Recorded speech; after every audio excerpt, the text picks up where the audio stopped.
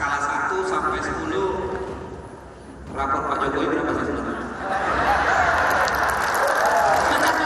Itu kan asasi hukum, hak asasi manusia, pemberantasan korupsi, demokrasi, ya kira-kira tadi yang dengan singgung sebagainya. Ya dengan kasus ini jeblok. Poinnya, jeblok kira-kira poinnya berapa? 1 sampai 10. 5.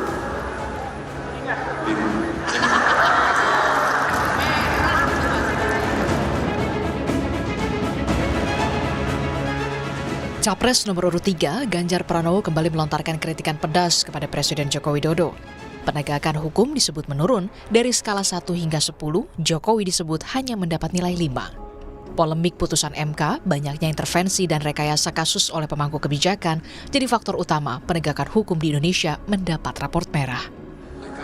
Rekayasa dan intervensi yang membuat kemudian independensi menjadi hilang. Dari yang imparsial menjadi parsial, dan kemudian itu ya kita kuliah, kita sekolah, di UNM juga ada orang yang belajar, pasti banyak orang membaca, udah deh, itu gimana? Soal penegakan hukum, Capres nomor urut 1, Anies Baswedan, meminta agar hukum tak dipakai demi kepentingan politik.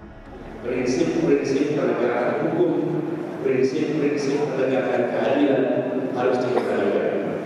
Kami melihat pentingnya untuk bisa mengembalikan kewibawaan pengadilan, mengembalikan kewibawaan aparat penegak hukum, dan tidak lagi ada kriminalisasi pada siapapun.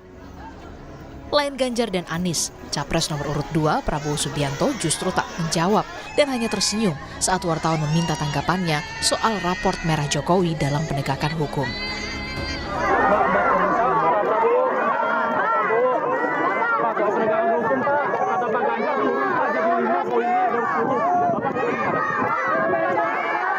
Gimana Pak? Kalau Bapak setuju gimana Pak Ganjar?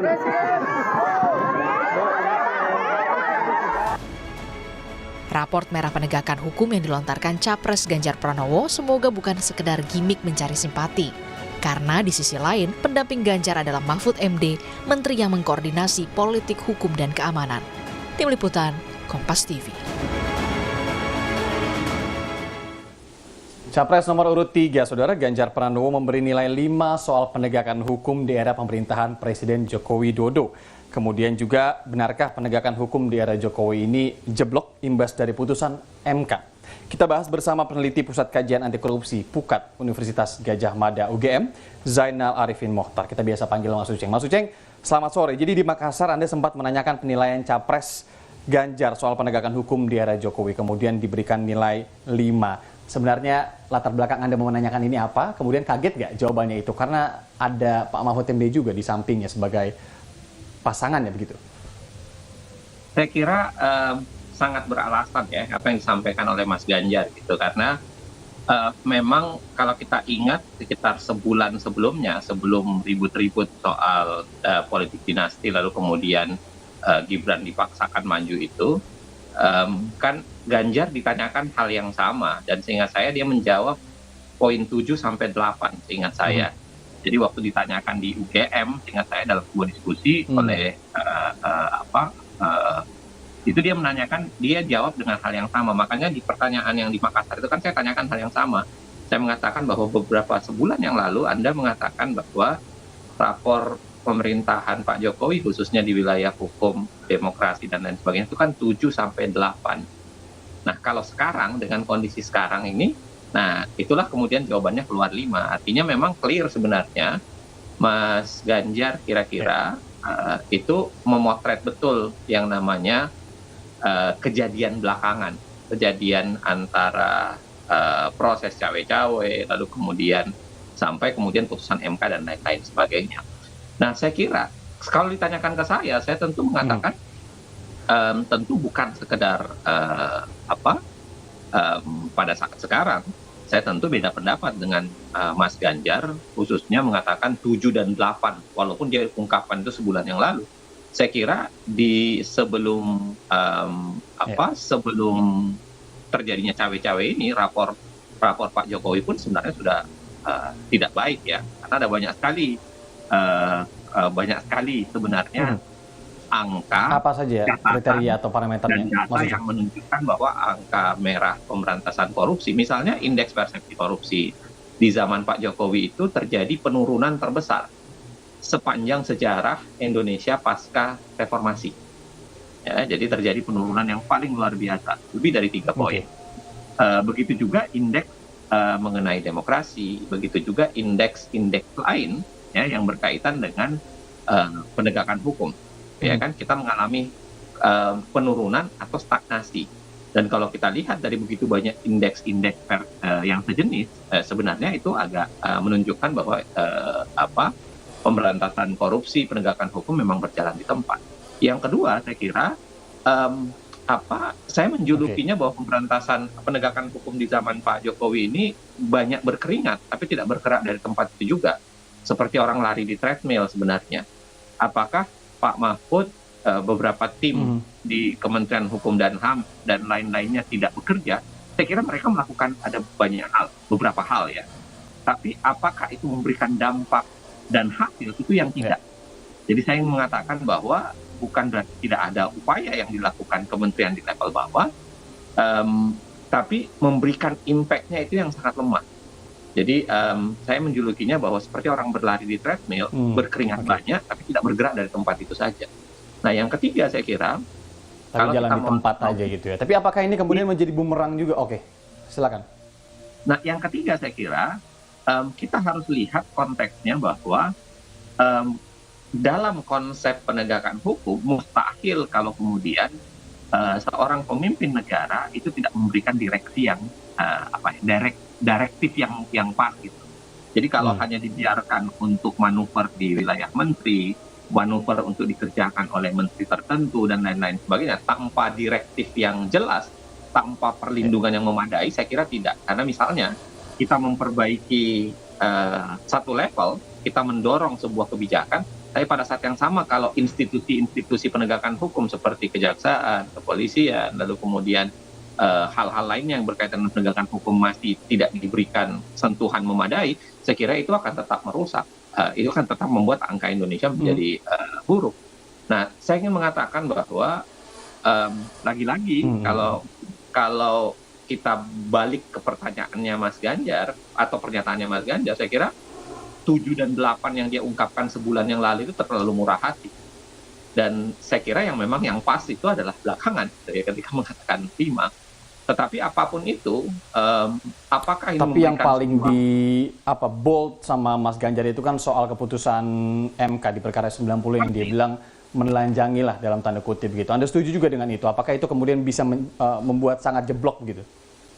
Saya kira satu sisi saya setuju, di lain sisi saya mengatakan bahwa ternyata penilaiannya hanya penilaian soalan belakangan saja, atau penilaian sekedar ketika ada upaya cawe-cawe terhadap Mahkamah Konstitusi. Apakah itu memberikan signifikansi orang makin tidak percaya? Saya kira iya. Tapi apakah menggeret nilai Pak Jokowi dulu 7-8 tiba-tiba menjadi 5? Saya kira itu juga terlalu jauh gitu. Kalau ditanyakan ke saya konsisten untuk mengatakan bahwa dari dulu sebenarnya penegakan hukum Pak Jokowi sendiri sudah bahkan dari dulu gitu ya.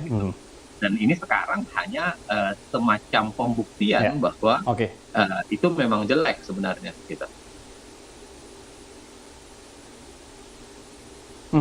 Dengan banyaknya kemudian kita bisa bilang pembantu Jokowi yang kemudian juga ada di beberapa tim sukses, tidak hanya kita misalkan berbicara soal Menhan Prabowo yang menjadi capres, kemudian juga ada Menko Polhukam di situ, Mahfud MD, yang kemudian juga kita tahu ada beberapa aparatur negara lainnya yang menjadi tim ses. Anda melihat bagaimana kemudian nanti penegakan hukum ke depan dalam perjalanan politik saat ini? Bagaimana kemudian mengantisipasi ini tidak kemudian saling silang dan memperburuk lagi nilai penegakan hukum ke depan?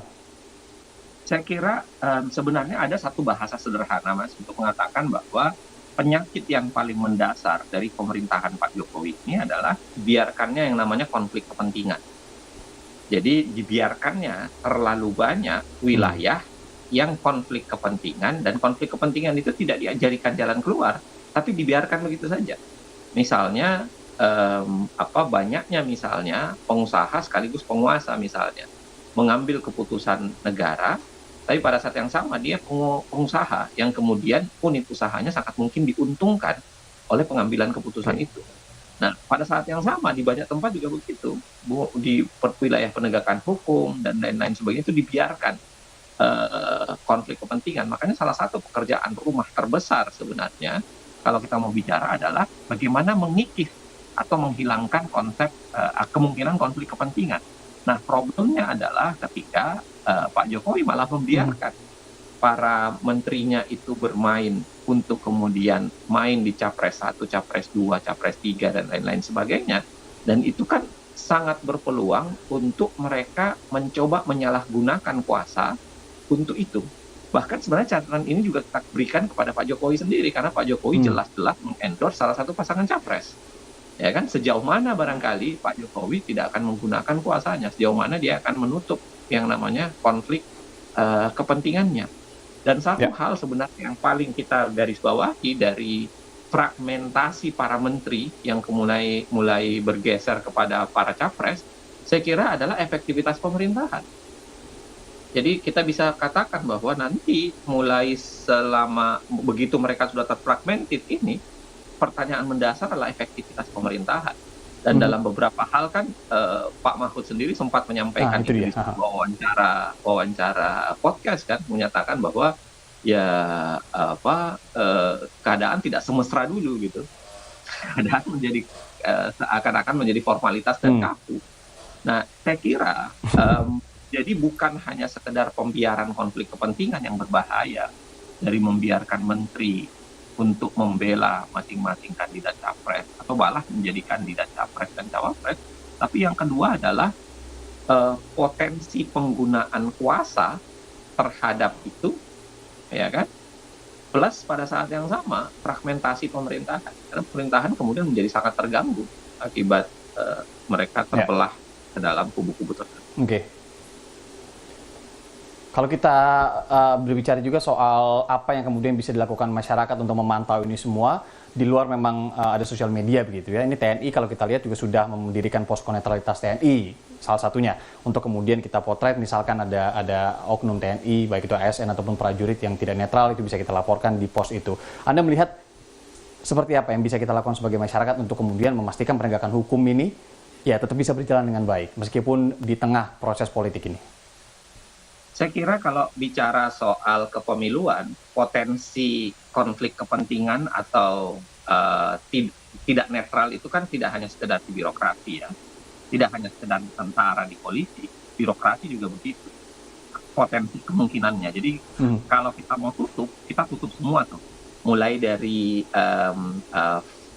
birokrasinya, mulai dari birokrasi negara, tentara, militer, ya kan, militer dan polisi. Plus pada saat yang sama fungsi, misalnya adalah anggaran. Karena biasanya politik anggaran itu sangat menentukan. Kita belajar dari sejarah Indonesia bahwa setiap menjelang pemilu itu kan biasanya tiba-tiba ada bansos yang jumlahnya digelontorkan kan. Misalnya tiba-tiba ada bantuan presiden. Misalnya ada dana bantuan langsung tunai dan lain sebagainya yang digelontorkan. Dan itu sangat mungkin, bukan hanya sekedar di level nasional, level daerah juga kita mengalami. Sangat mungkin itu dibuat menjadi sarana untuk memenangkan. Berarti aparat ini harus benar-benar bergerak cepat begitu ya ketika ada aduan dari masyarakat misalnya? Satu, jelas aparat, yang kedua adalah anggaran, yang ketiga adalah penyelenggara. Jangan katakan bahwa penyelenggara ini tidak punya kepentingan. Ya. Dalam berbagai hal kita melihat bahwa penyelenggara tidak netral, dalam beberapa hal menjadi sangat mungkin menjadi pemain. Nah, itu sebabnya saya kira masyarakat sipil selain membentuk yang namanya konsep-konsep pelaporan, tapi jangan-jangan juga harus membentuk konsep pengawasannya sendiri. Saya ingin mengatakan harusnya dihidupkan kembali nih yang namanya pemantau pemilu yang independen, pemantau pemilu yang lebih berbasis pemilu publik, independen ya. Pemantau pemilu yang berbasis pada data di publik dan lain-lain sebagainya, dan itu bisa disalurkan dalam bentuk laporan. Akan didorong pemantau pemilu yang independen itu nggak, Mas Uceng? Mungkin Mas Uceng dan teman-teman, karena besok kan juga akan ada konferensi pers jaga pemilu netral begitu. Persis, saya kira teman-teman sudah menuju ke sana. Teman-teman harus mengatakan bahwa pemilu ini adalah pemilu demokratis dan tidak boleh dinodai dengan tindakan imparsial, tindakan yang parsial dan tindakan yang memihak, baik yang dilakukan oleh birokrasi, aparat, penyelenggara, maupun menggunakan anggaran dan lain-lain sebagainya, menggunakan politik kekuasaan.